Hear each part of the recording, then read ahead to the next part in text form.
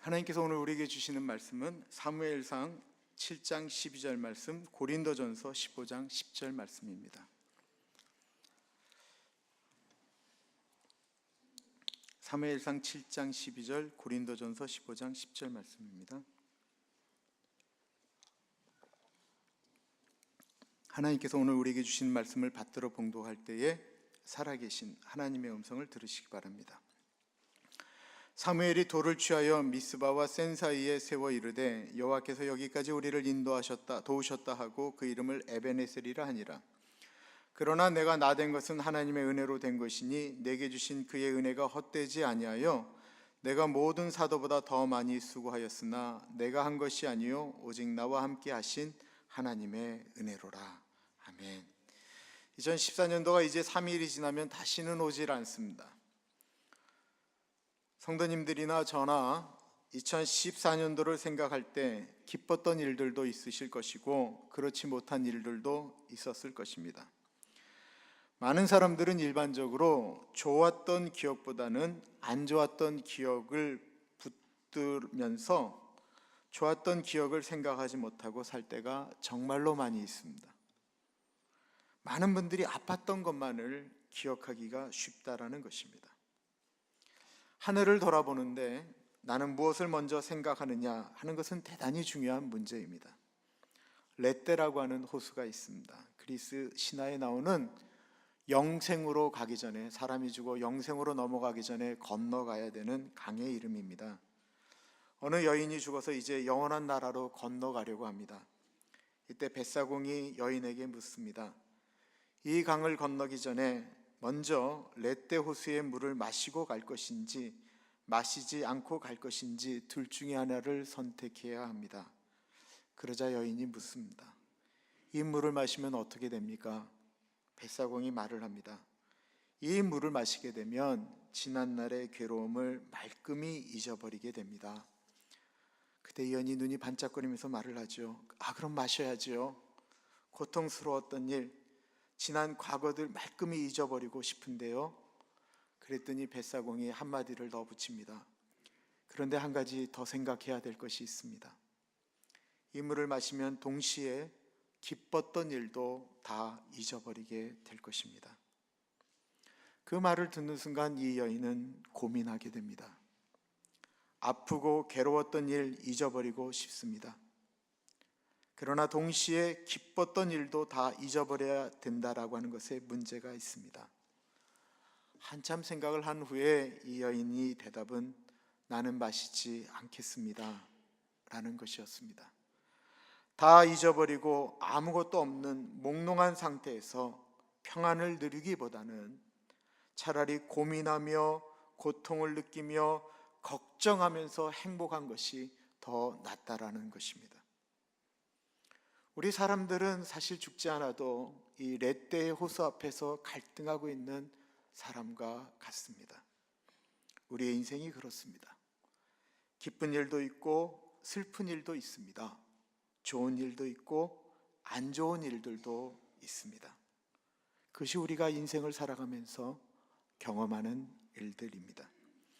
그런데 우리 사람들은 슬프고 안 된 일을 생각하다가 아쉽게도 은혜를 잊어버릴 때가 너무나도 많이 있다라는 것입니다.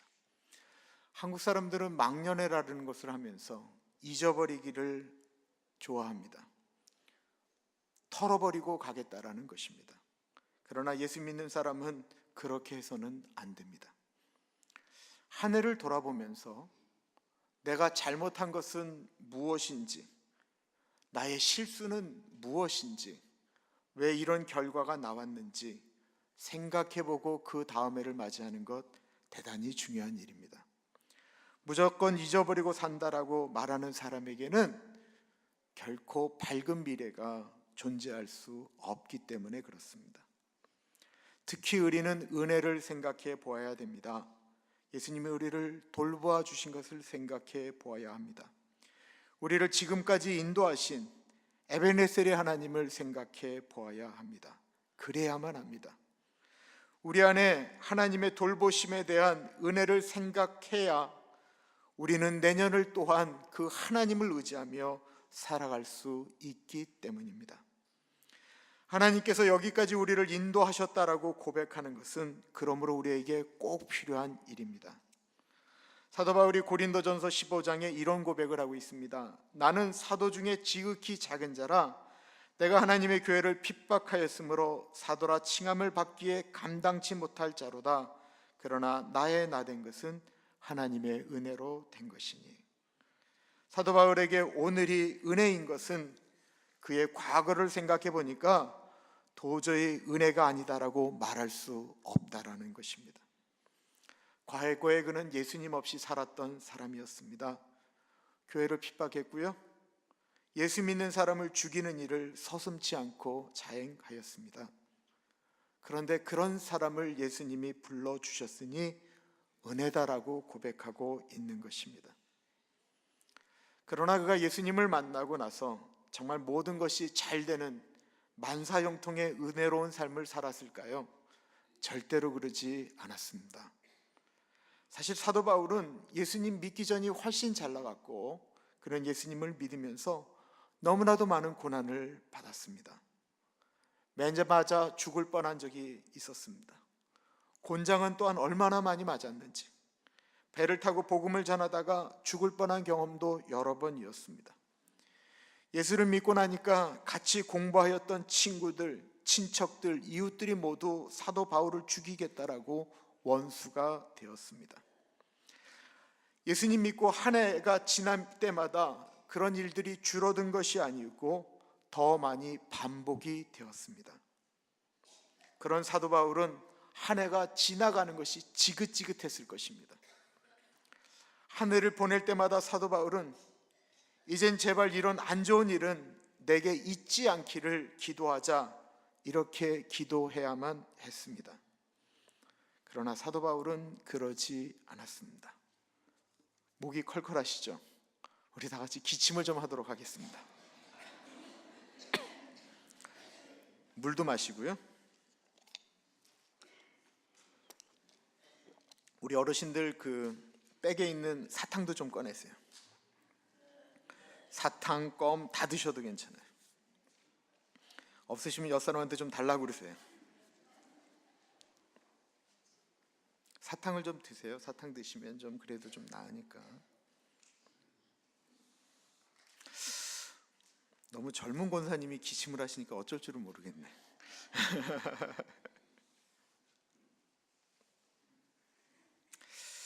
사도 바울은 자신이 예수 믿어 안 된 것을 생각한 것이 아니고요, 자신이 하나님의 사람이 된 것에 대한 감사를 하고 있습니다.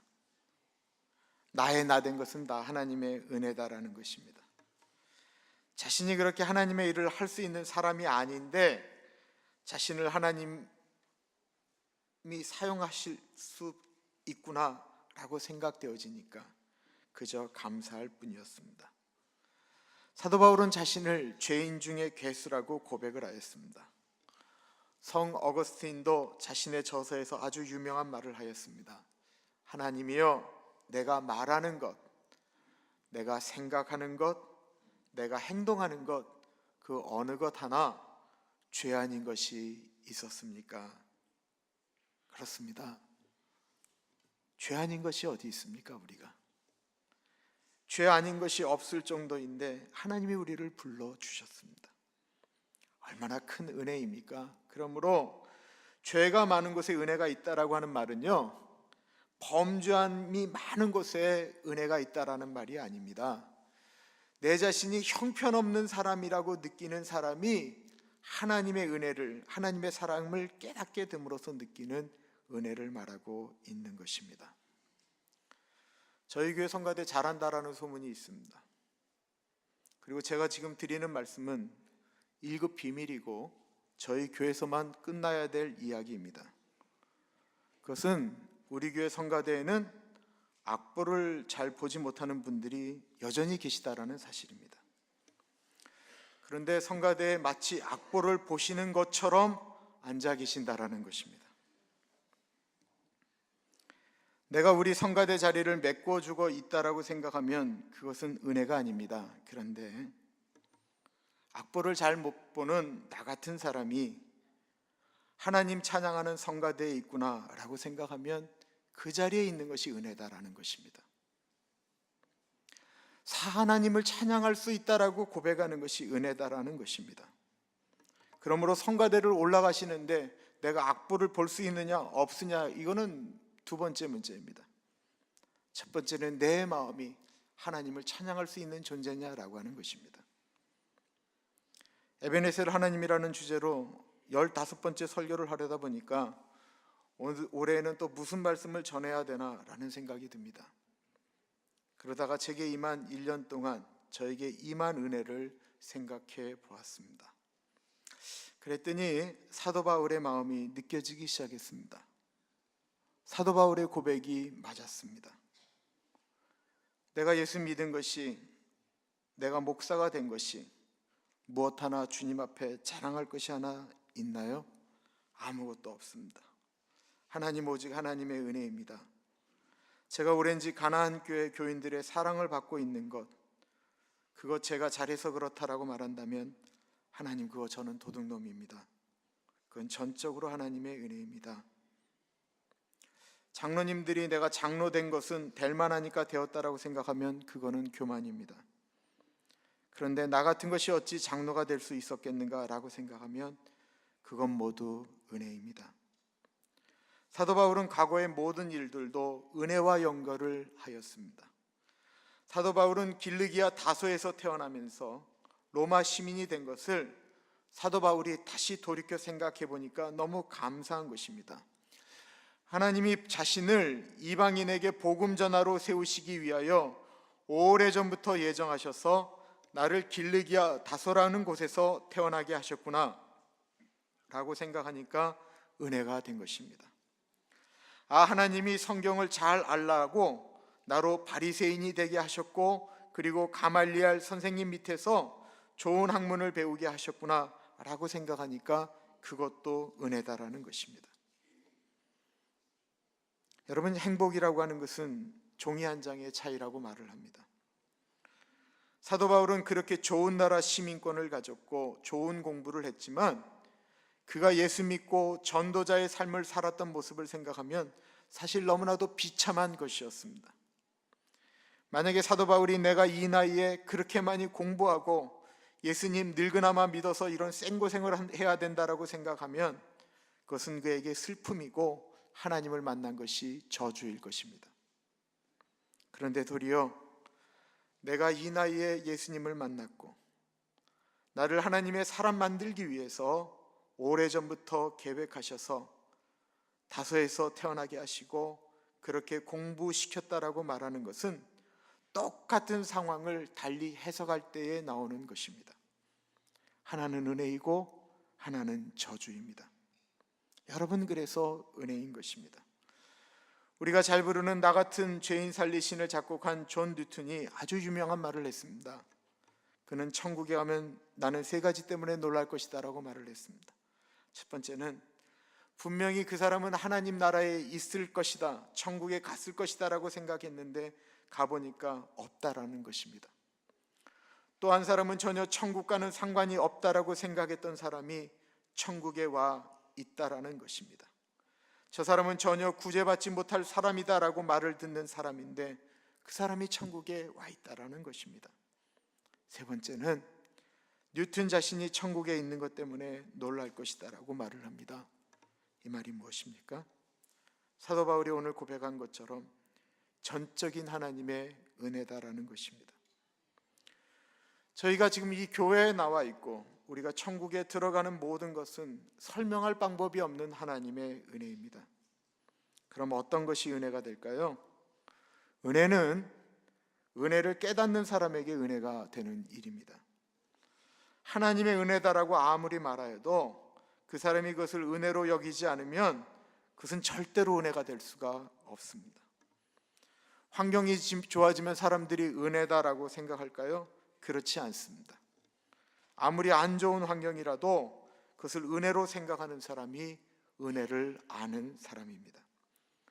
사도 바울에게는 육체적인 가시가 있었습니다. 아주 큰 질병이었습니다. 그는 이 병 때문에 늘 쓰러졌습니다. 늘 넘어졌습니다. 그것 때문에 사도 바울은 그래서 교만할 수가 없었습니다. 겸손하라고 오직 하나님만을 의지하라고 하나님이 바울에게 주신 육체적인 고통이었습니다. 사도 바울이 그것을 깨달았습니다. 그러자 육체적인 아픔이, 그 가시가 하나님이 바울을 생각해서 주신 은혜인 것을 깨닫게 되었습니다. 삭개오는 키가 작았습니다. 그는 키 때문에 늘 컴플렉스에 빠져 있었습니다. 그는 키가 작았기 때문에 뽕나무 위로 올라가서 예수님 보기를 원했습니다. 그의 키가 작은 컴플렉스는 그의 삶에 있어서는 저주와 같았습니다. 그러나 그는 키가 작았기 때문에 예수님을 만날 수 있었습니다. 그의 키가 작은 건 생각을 바꾸어놓으니 은혜였습니다. 성경에 많은 사람들이 육체적인 질병과 삶의 고통 때문에 예수님 앞에 무릎을 꿇었습니다. 우리의 삶 가운데 환경적으로 어려워서 코너로 몰렸기 때문에 하나님 앞에 무릎을 꿇을 수 있었다고 한다면 그것은 에베네셀이고 은혜입니다. 저는 둘째 아이를 낳고 수술을 했습니다. 더 이상 아이를 안 낳기를 원해서 수술을 했는데 미국에 와서 세 번째 아이를 가지게 되었습니다. 그 아이가 예준입니다. 하나님 앞에 전혀 감사하지 않았습니다. 하나님 왜 내 인생에 이렇게 힘들게 하시냐고 너무 고통했습니다. 하나도 기쁘지 않았습니다. 가장 힘들 때 하나님이 세 번째 아이를 주셨습니다. 정말로 죽고 싶을 만큼 힘들고 하나님 앞에 기도가 나오지 않을 정도로 어려웠습니다. 저는 그 세 번째 아이 때문에 하나님 아버지의 사랑이 무엇인지를 깨달아 알게 되었습니다.